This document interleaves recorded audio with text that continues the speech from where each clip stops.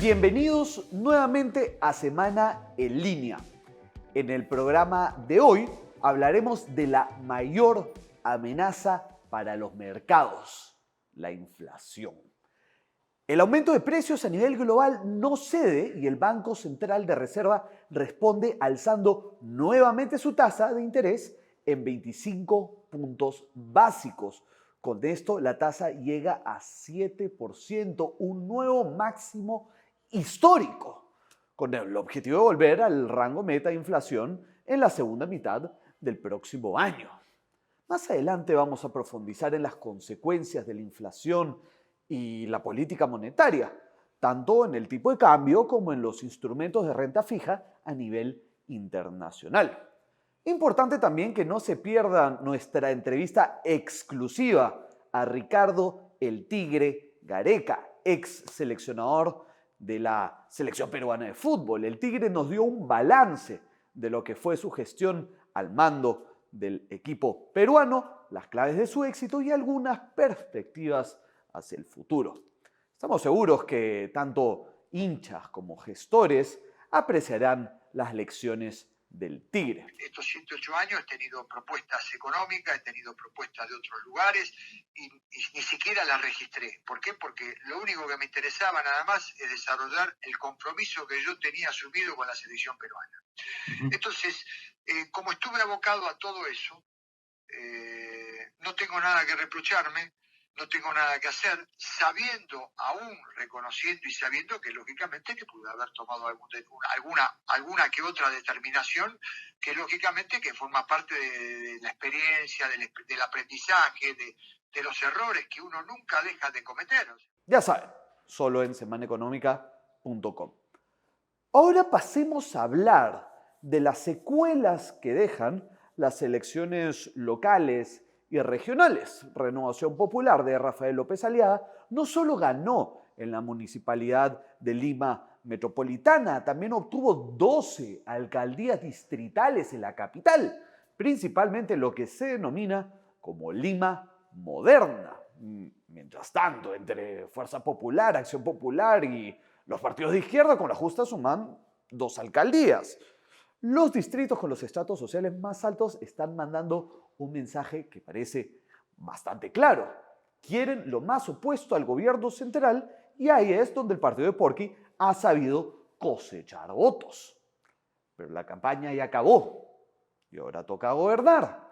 Recordemos primero que López Aliaga fue elegido con el 26% de los votos, bastante bajo, que más del 10% fueron votos en blanco y que más del 20% ni siquiera fue a votar. Su victoria, entonces, no se trata de un apoyo popular masivo. Es más bien otro síntoma más de la enfermedad endémica de desafección política y hartazgo que sufre la población. Su estilo confrontacional le puede haber servido para encandilar a ciertos sectores de Lima Moderna, pero mal haría el nuevo alcalde en concentrarse solo en abanderar la oposición al gobierno desde el sillón municipal. El cargo de alcalde tiene que ser mucho más que un mero trampolín político o en todo caso que se complemente con obras y una gestión eficiente y que no se quede en la retórica y la demagogia.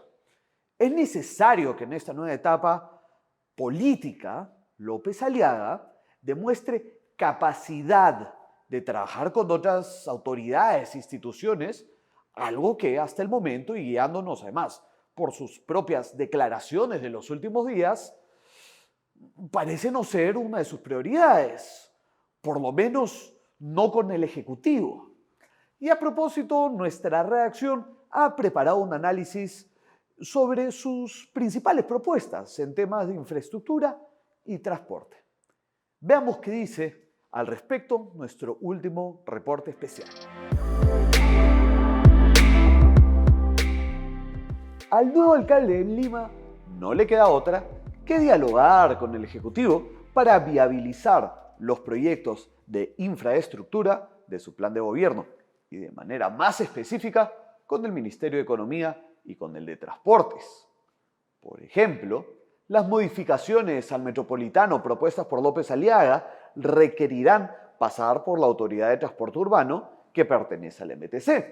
Y por otro lado, los proyectos de infraestructura vial que requieren de inversión privada básicamente implican un esquema de concesión por asociaciones público-privadas y cofinanciamiento del Ejecutivo. De hecho, de todos los proyectos de infraestructura que impulsaría, solo la vía rápida de Chorrillos es autosostenible con los recursos de la municipalidad y no requiere que la ATU ceda competencias. En todo lo demás, como sus propuestas de tranvías, trenes, teleféricos, se requiere de un nivel de intervención del gobierno central, ya sea en cesión de competencias o en recursos.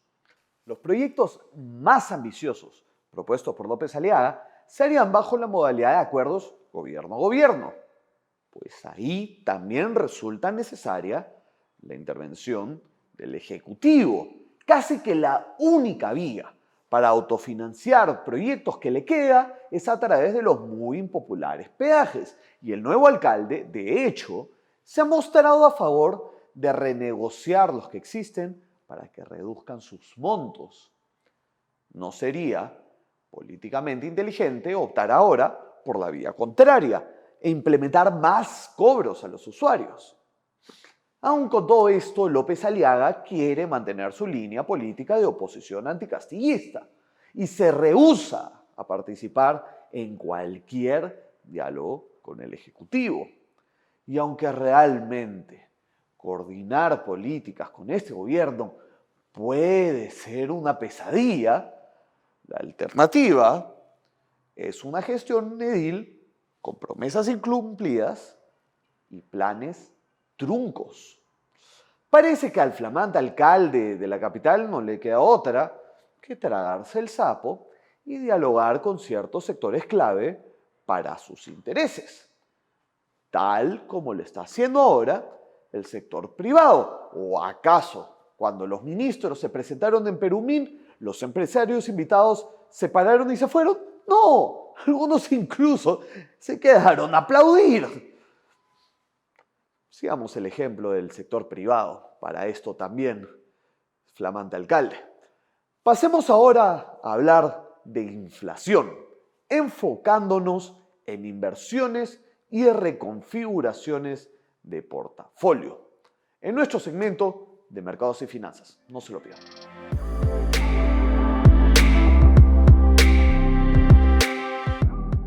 La palabra inflación le está dando terribles dolores de cabeza a los banqueros centrales y los inversionistas coinciden en que se trata de un riesgo económico muy difícil de evaluar.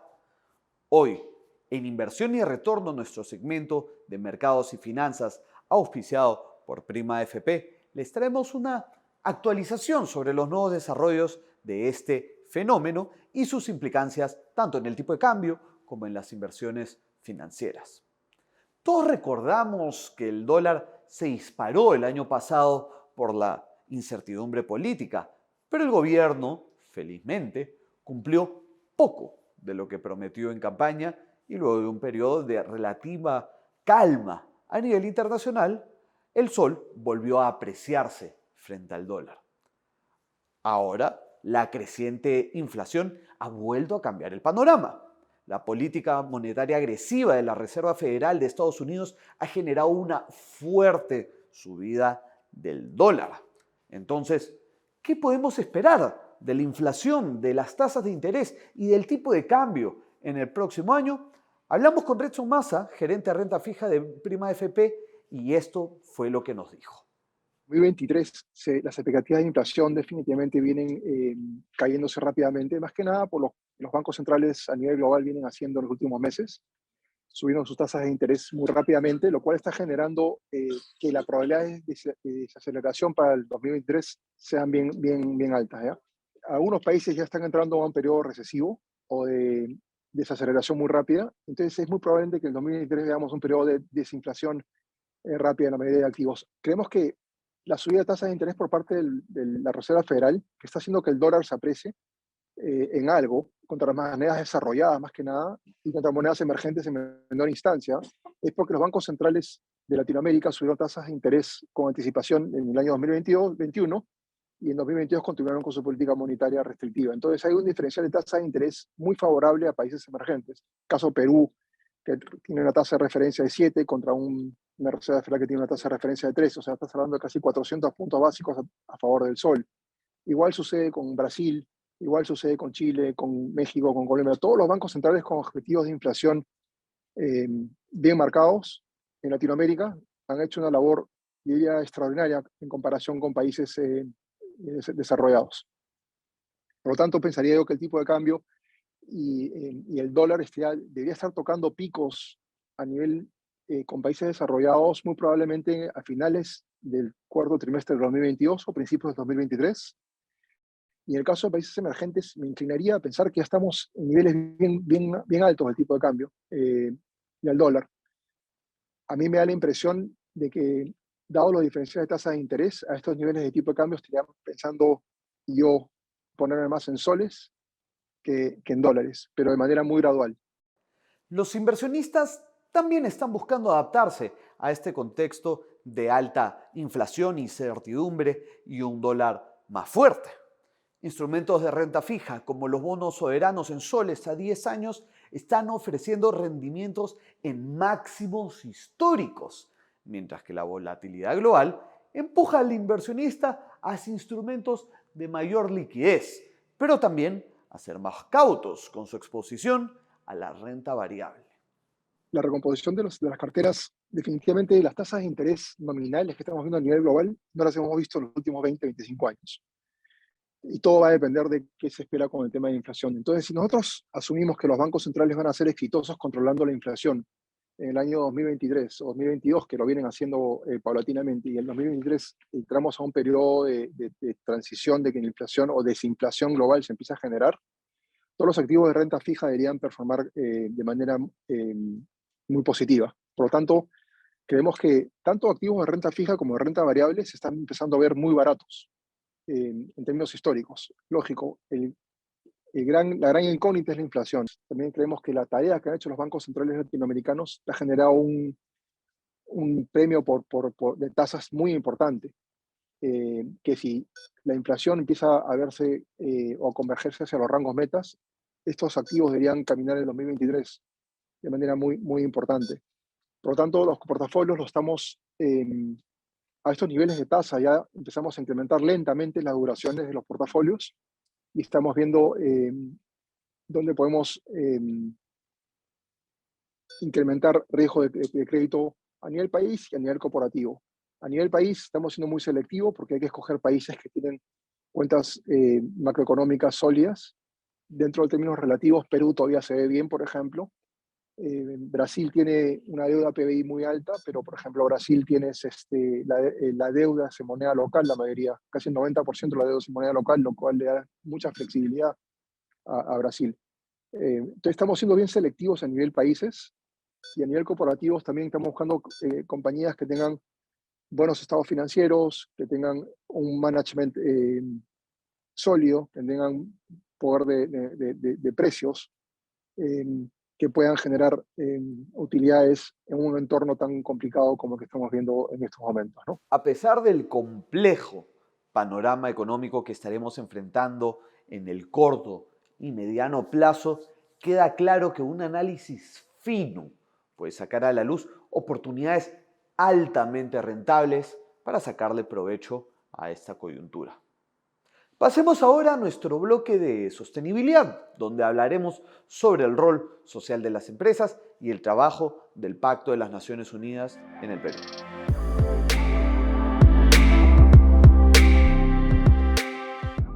El Pacto Global de las Naciones Unidas es una iniciativa que busca que el sector privado, las empresas, incorporen 10 principios universales relacionados a temas como la búsqueda del trabajo digno, la lucha contra la corrupción, el rol social del empresariado, el medio ambiente, entre muchísimos otros temas. Y para discutir sobre ello y cómo ha cambiado este rol social del empresariado y el empresariado peruano, nos acompaña hoy en Agenda Sostenible, Adriana Quirós, que es directora del Pacto Global de las Naciones Unidas aquí en el Perú. Bienvenida, Adriana, ¿cómo estás? Muchas gracias por el espacio y por la invitación.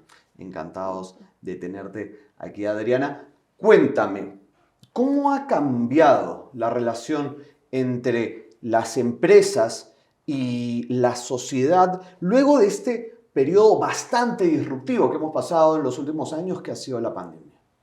Bueno, en realidad ha sido un cambio de chip, un cambio de modelo. ¿Por qué? Porque la pandemia lo que hizo fue traer todos esos riesgos que decíamos nunca nos van a pasar a nosotros, están muy lejos, nunca van a llegar a afectarnos, y nos los puso en el día a día.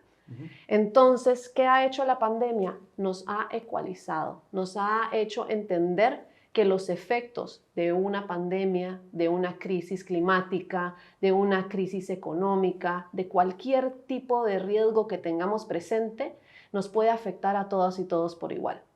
¿Esto qué ha hecho? Que las empresas empiecen a pensar muy bien a dónde es que están situadas en la sociedad. Antes hablábamos de yo como empresa en el medio, voy a dar a diferentes actores. Ya puede ser un tema social, puede ser un tema ambiental, puede ser una ayuda filantrópica, pero yo, empresa del centro, doy.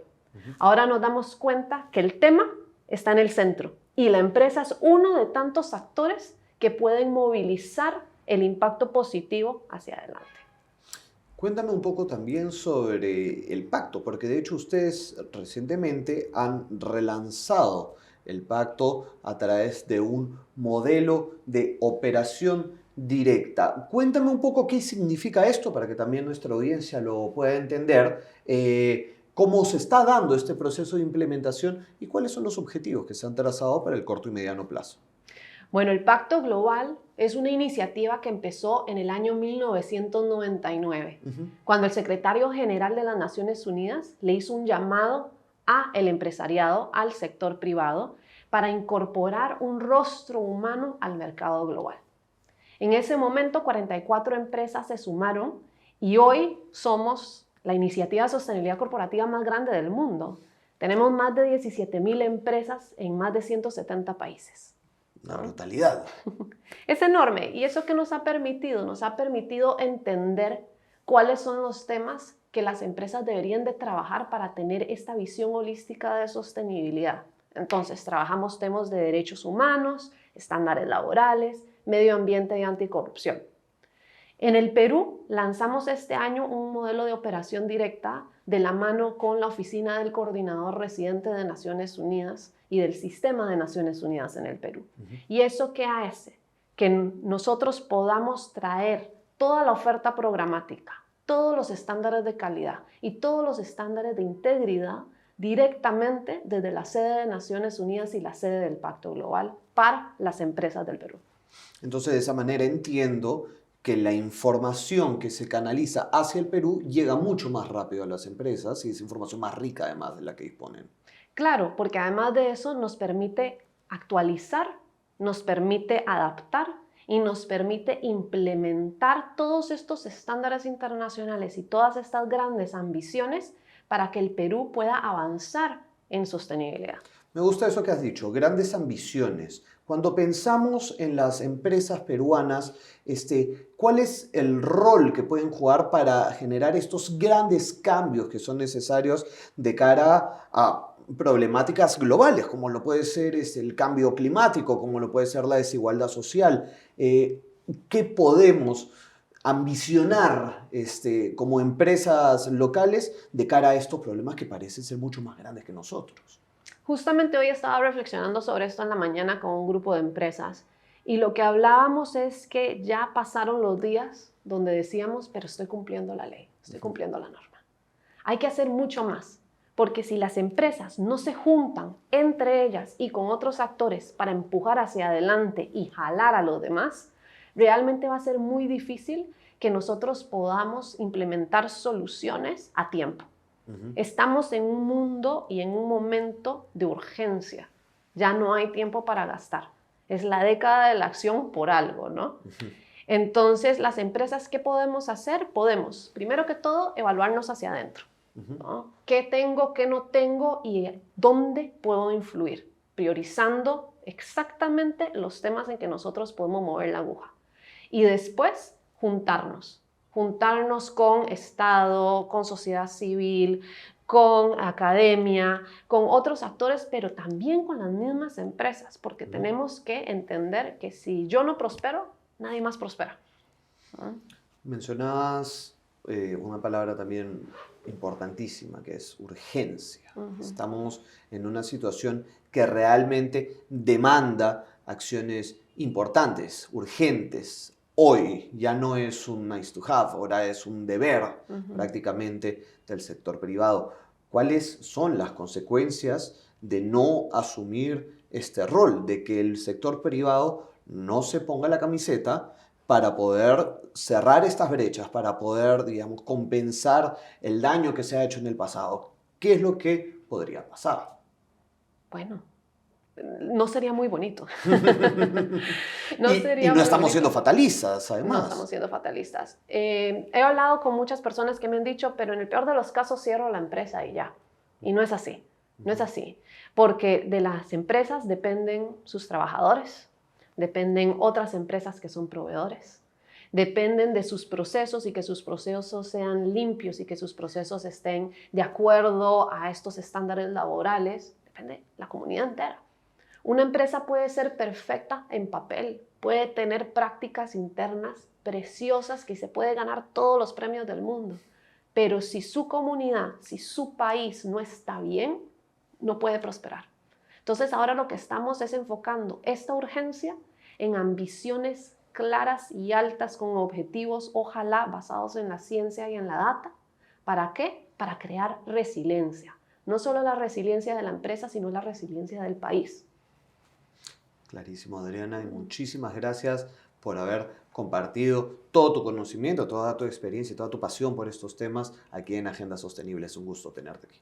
Un gusto estar con ustedes. Muchas gracias. Y es un gusto también que nos hayan acompañado ustedes una semana más en Agenda Sostenible, en Semana en Línea. Encantados de que estén conectados con nosotros. Ya saben que nos pueden esperar el próximo martes, que ya es el último capítulo de la primera temporada de Semana en Línea, así que estén esperándolo, podríamos tener sorpresas, así que estén pendientes a nuestras redes sociales, a los canales, a todos los canales de Semana Económica, la revista, la web, que tenemos muchísimo más para ustedes. Muchas gracias por estar aquí, que tengan una buena semana.